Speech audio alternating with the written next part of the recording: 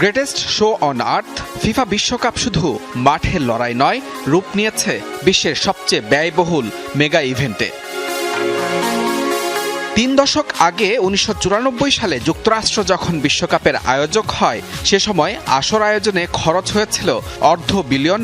মূলত আধুনিক পরিকাঠামো আগে থেকেই তৈরি থাকায় ব্যয় হয়নি বেশি অর্থ। এবার ৩২ বছর পর যখন আরও একবার আয়োজক দেশের নাম যুক্তরাষ্ট্র, তখন বিশ্বকাপ আয়োজনে সম্ভাব্য খরচ ধরা হয়েছে $১৩.৯ বিলিয়ন। অবশ্য দেশটির সঙ্গী তালিকায় আছে কানাডা ও মেক্সিকোর নাম, অর্থাৎ ৩ দশকে খরচ বেড়েছে প্রায় $১৩.৪ বিলিয়ন। তবে এই তালিকায় সবাইকে ছাড়িয়ে কাতার। ২০২২ বিশ্বকাপ আয়োজকদের ব্যয় হয়েছিল $২২০ বিলিয়ন, যা চলতি বিশ্বকাপের চেয়ে প্রায় ১৫ গুণ বেশি, যার বেশিরভাগ অর্থ ব্যয় হয়েছিল স্টেডিয়াম তৈরি, নতুন শহর নির্মাণ, অবকাঠামো নির্মাণ ও মেট্রো বা পরিবহন ব্যবস্থায়।